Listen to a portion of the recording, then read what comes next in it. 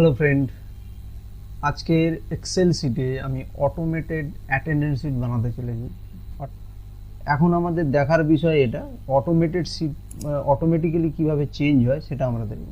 তো এখানে দেখতে পাচ্ছি জানুয়ারি, তো জানুয়ারি সিলেক্ট করার সাথে সাথে এখানে দেখাচ্ছে ফার্স্ট ডেট 01 জানুয়ারি থেকে 31 জানুয়ারি।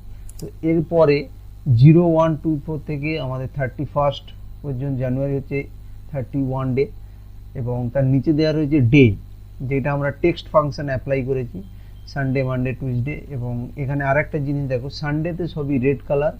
এবং আরেকটা জিনিস, এখানে যদি আমি কোনো কিছু টাইপ করি, টাইপগুলো কিন্তু এখানে এরর দেখাবে, সানডে ইজ হলিডে, কেননা সানডেতে সাধারণত ক্লাস হয় না বা সানডেতে প্রেজেন্ট পড়বে না, সেজন্য আমরা এই ভ্যালিডেশনটা ইউজ করি। এছাড়া এদিকে আমরা প্রেজেন্ট অ্যাবসেন্ট যদি আমরা এখানে পি বলে লিখি, তো এখানে দেখতে পাবে 1 কাউন্ট হচ্ছে। এবার যদি অ্যাবসেন্ট বলে আমরা এখানে লিখি, তো অ্যাবসেন্টের ঘরে দেখতে পাবো 1 কাউন্ট। অটোমেটেড একটা টেমপ্লেট তৈরি করব। এবং এখানে যদি আমরা মান্থটা চেঞ্জ করি, যেমন ধরো ফেব্রুয়ারি চেঞ্জ করার সাথে সাথে কিন্তু সমস্ত ডেটও চেঞ্জ হয়ে গেছে, এবং এটা দেখাচ্ছে 0 থেকে 28 দিন পর্যন্ত। ওকে, কিন্তু এই যে জিনিসটা দেখো প্রেজেন্ট অ্যাবসেন্ট, এটা কিন্তু ওভারল্যাপ দেখাচ্ছে। কারণ হচ্ছে এটা তো ম্যানুয়ালি আমাদের ইনপুট করতে হয়, তো আগেরটা থাকার জন্য আমাদের এটা দেখাচ্ছে। তো চলো এখানে আমরা শুরু করি, কি কি ফাংশন আমরা ইউজ করব সেটা দেখব। এবং পার্টিকুলার কোনো একটা ফাংশন নিয়ে এখানে আলোচনা করব না, ফাংশনগুলো কিভাবে প্র্যাকটিক্যালি ব্যবহার করতে হয় সেটা আমরা এখানে বেসিক্যালি দেখব। তো চলো শুরু করা যায়। তো এখানে আমি অ্যাটেন্ডেন্স শিটের কিছু ফরম্যাট আমি রেডি করেছি টাইম সেভ করার জন্য। তো অটোমেটেড অ্যাটেন্ডেন্স শিট, এখানে রয়েছে মান্থ, এখানে দেখো এই মুহূর্তে কিছু নেই, মান্থ ইয়ার এখানে কিছু নেই। আমরা এখানে অ্যাকচুয়ালি যেটা ব্যবহার করতে চলেছি সেটা হচ্ছে ডেটা ভ্যালিডেশন। তো নিচে দেখতে পাচ্ছি জানুয়ারি থেকে ডিসেম্বর পর্যন্ত কিছু মান্থ সিলেক্ট করা রয়েছে। এরপরে আমি এই বক্সে ক্লিক করব, এই সেলে ক্লিক করব। ক্লিক করার সাথে সাথে আমরা চলে যাব ডেটা সেকশানে। ডেটা সেকশানে গিয়ে ডেটা ভ্যালিডেশনে ক্লিক করব। এখান থেকে অ্যালাউ থেকে নিয়ে নেব লিস্টে গিয়ে আমরা এখানে ইকুয়াল সাইন প্রেস করব। ইকুয়াল সাইন প্রেস করে আমরা যে জানুয়ারি থেকে ডিসেম্বর পর্যন্ত সিলেক্ট করে নেব। ওকে করলাম। ওকে করার সাথে সাথে এখানে কিন্তু আমাদের পুরো ডেটটা সিলেকশন হয়ে গেছে।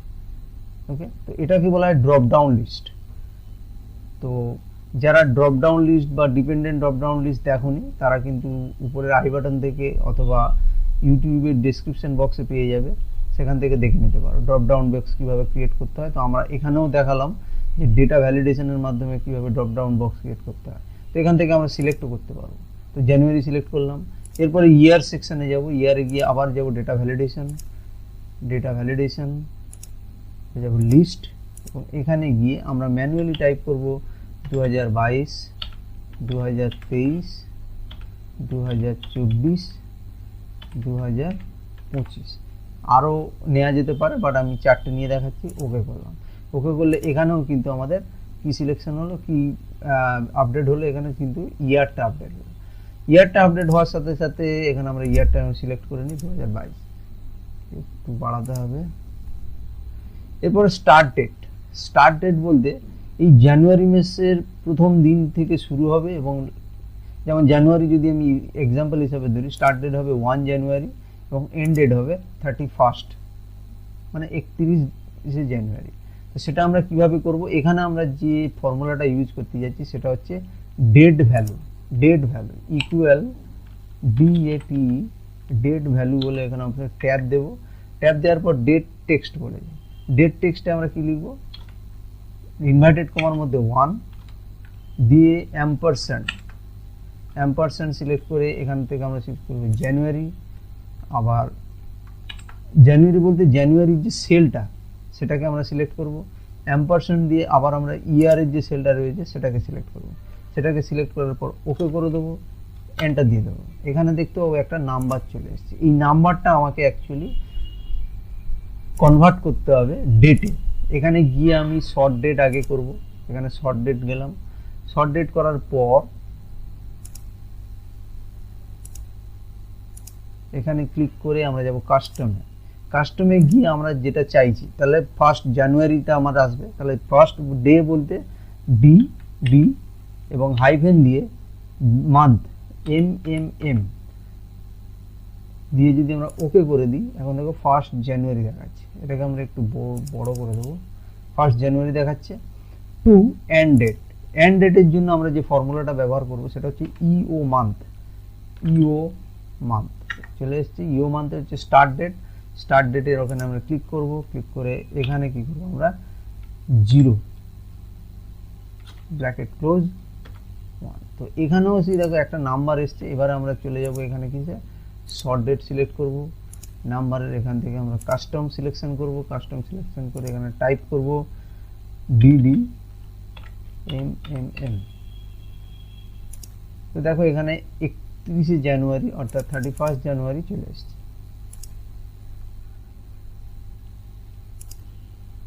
এটা হলো স্টার্ট ডেট এন্ড ডেট। এরপরে আমরা এখানে 1 2 3 6 বলে 31 পর্যন্ত লিখে রেখেছি, বাট আমরা এটা ম্যানুয়ালি করব না, আমরা এটা ফর্মুলা ইউজ করে করব। তো প্রথমে আমরা বক্সটাতে ক্লিক করব, যেমন হচ্ছে C8 এ ক্লিক করলাম। C8 ইকুয়াল সাইন দিয়ে আমি সিলেক্ট করব কোনটা, এই স্টার্ট ডেটটা। ওকে, এন্টার দেব। এখানে দেখো 1 জানুয়ারি দেখাচ্ছে, বাট আমার এখানে দেখানোর দরকার 01টা, নট জানুয়ারি। তো আমি এখানে ক্লিক করব। ক্লিক করে যাব কোথায়, কাস্টম, এটা শর্ট ডেট, সরি এটা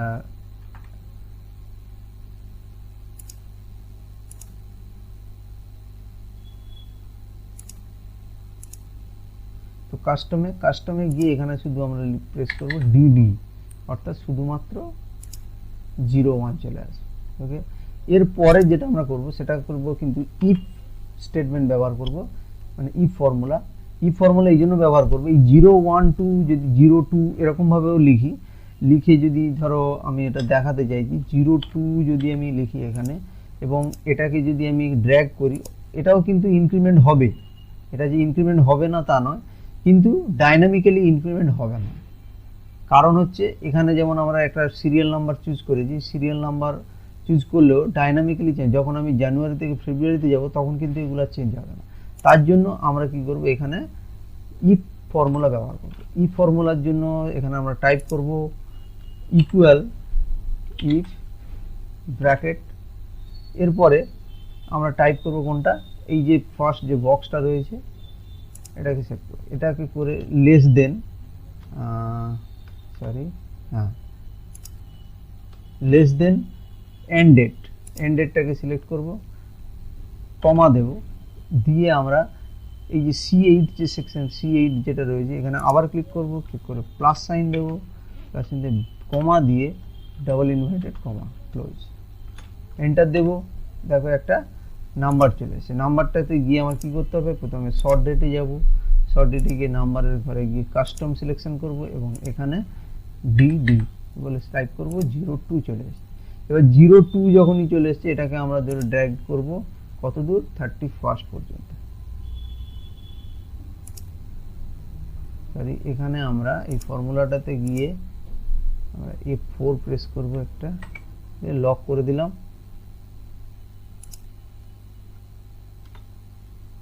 এরপর লক করার পর এটাকে আমরা যদি ড্র্যাগ করি, দেখো এখানে অটোমেটিক কিছু ডেট চলে এসেছে, 01 02 03। তো এখান থেকে আমরা দেখব জানুয়ারি সিলেক্ট করেছি, জানুয়ারি থেকে আমরা যদি ফেব্রুয়ারিতে যাই, দেখো অটোমেটিক সিলেকশন হচ্ছে। এখানে 31 নেওয়া হয়েছিল, এখানে 28। আবার যদি আমরা এপ্রিল সিলেক্ট করি, দেখো অটোমেটিক 30 চলে এসছে। এরপরে আমরা যদি জুলাই অগাস্ট সিলেক্ট করি তো একরকম চলে আসে। তো এইভাবে কিন্তু অটোমেটিক ওয়েতে এগুলো চেঞ্জ হবে। তো এটা করার পর আমাদের প্রথম কাজ একটা কমপ্লিট হলো।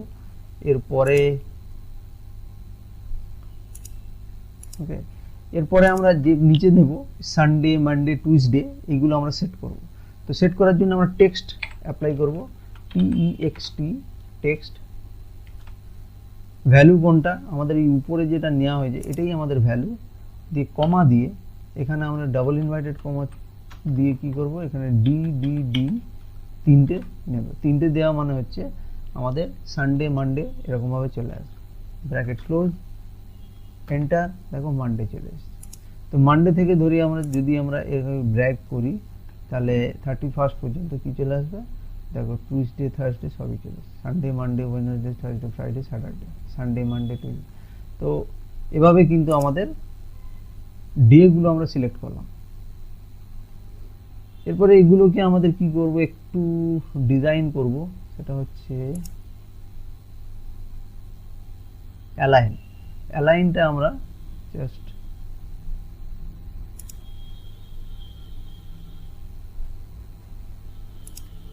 দেখো আমরা একটু ঘুরিয়ে দিলাম Monday Tuesday Wednesday Thursday.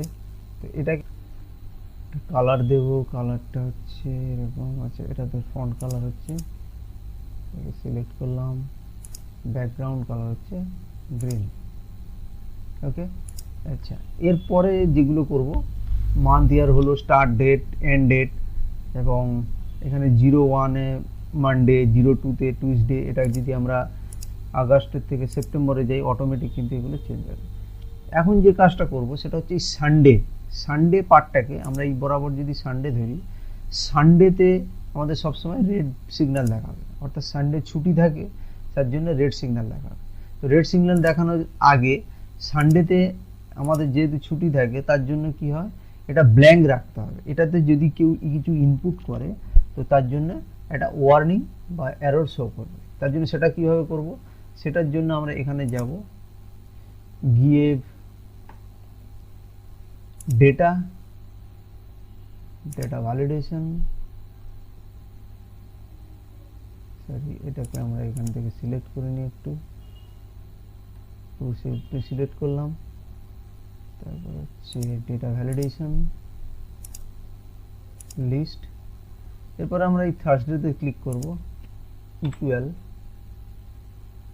Thursday, এবং এখানে দেখো এখানে কিন্তু আমরা যেহেতু থার্সডে থেকে ফ্রাইডেতে যাবে, স্যাটারডেতে যাবে, সানডেতে যাবে, তো ডান দিকে যাচ্ছে, তাই কিন্তু আমরা 9টাকে পুরো ফিক্সড করে দেবো, বাট ABCD যেগুলো আছে এগুলো কিন্তু কোনো ফিক্সড করছি না।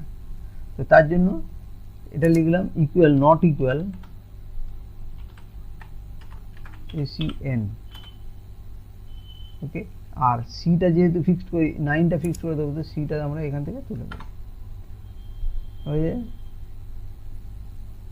এরপরে ওকে করব, এবং আচ্ছা এখানে 9 লিস্ট এররে যাব,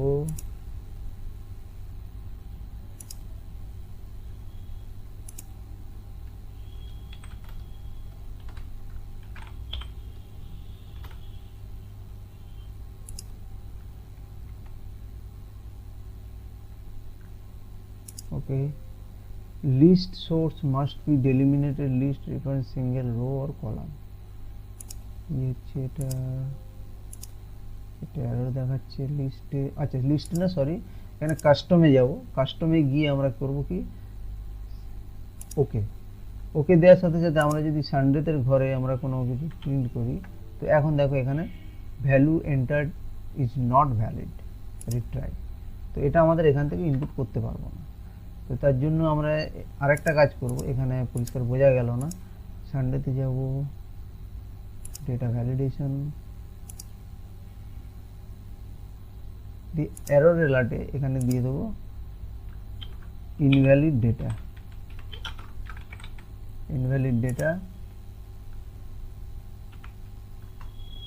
not allow। ওকে, তো আমাদের সানডের ঘরে এই মুহূর্তে আমরা কিছু কিন্তু আমরা দিতে পারছি না, দেওয়ার সাথে সাথে কিন্তু এখানে বলছে নট অ্যালাউ বলে একটা এরর দেখাচ্ছে। তাহলে আমাদের সানডেটা ফিক্সড করে যে কোনো সানডের ঘরে আমরা যদি কিছু দিই সেটা নট অ্যালাউ দেখাবে। তো এরপরে আমাদের কি করব, সানডেটাকে আমরা রেড সিগন্যাল দিয়ে দেবো, তাহলে আরও পরিষ্কার হয়ে যাবে যে এটা সানডে এবং এখানে কোনো ক্লাস হয় না। তো তার জন্য কি করব, তার জন্য আমরা কন্ডিশনাল ফরম্যাটিং অ্যাপ্লাই করব। কন্ডিশনাল ফরম্যাটিং, তো প্রথমে আমরা এরকম সিলেক্ট করব, এখান থেকে সিলেকশন করার পর যাব কন্ডিশনাল ফরম্যাটিং,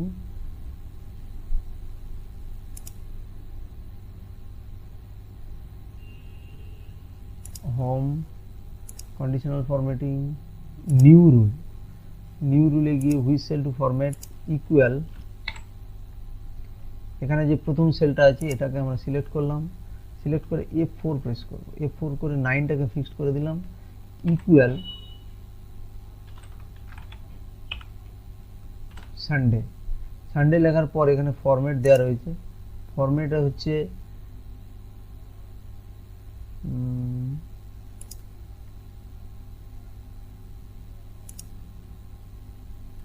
ফিল। ফিলে গিয়ে আমরা এখানে রেড কালার সিলেক্ট করব, রেড কালার সিলেক্ট করে ওকে করে দেব এবং ওকে। তো দেখো অটোমেটিক সানডের ঘরে হাইলাইট হয়ে গেছে। এরপর পাশাপাশি যেটা করব সেটা হচ্ছে প্রেজেন্ট এবং অ্যাবসেন্ট কাউন্ট করব। তো প্রেজেন্ট আমরা লিখছি প্রেজেন্ট এবং অ্যাবসেন্ট। প্রেজেন্ট এবং অ্যাবসেন্টের ঘরে আমরা কি লিখব সেটা হচ্ছে count, COUNT, if. Count if function ব্যবহার করব, ব্র্যাকেট দেব, ব্র্যাকেট দিয়ে রেঞ্জ সিলেক্ট করব, রেঞ্জটা এখান থেকে থার্সডে থেকে পুরো 31st পর্যন্ত, কমা দেব, কমা দেওয়ার পর আমরা ডাবল ইনভার্টেড কমার মধ্যে পি লিখব, কারণ যদি আমরা পি দিই তবেই সেটা এখানে প্রেজেন্ট কাউন্ট হবে, এবং যদি এ দিই তাহলে অ্যাবসেন্ট কাউন্ট হবে। ইকুয়াল করব, ইকুয়াল দেখতে হচ্ছে 0। তো এখানে যদি আমরা এই মুহূর্তে পি লিখি, দেখো অটোমেটিক এখানে প্রেজেন্ট ভ্যালুতেও প্রেজেন্ট 1 দেখাচ্ছে অটোমেটিক। এবার অ্যাবসেন্টের জায়গায় কি করব, কাউন্ট ইফ,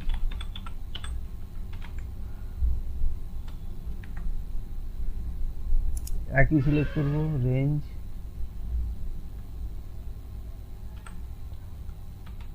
ডবল ইনভার্টেড কমার মধ্যে এ মানে অ্যাবসেন্ট, এটা দিয়ে আমি যদি ক্লিক করি সেটা হচ্ছে এখানে অ্যাবসেন্ট দেখাবে। যদি আমি এ প্রেস করি এবং ট্যাব দিই, দেখো একটা অ্যাবসেন্ট দেখাচ্ছে।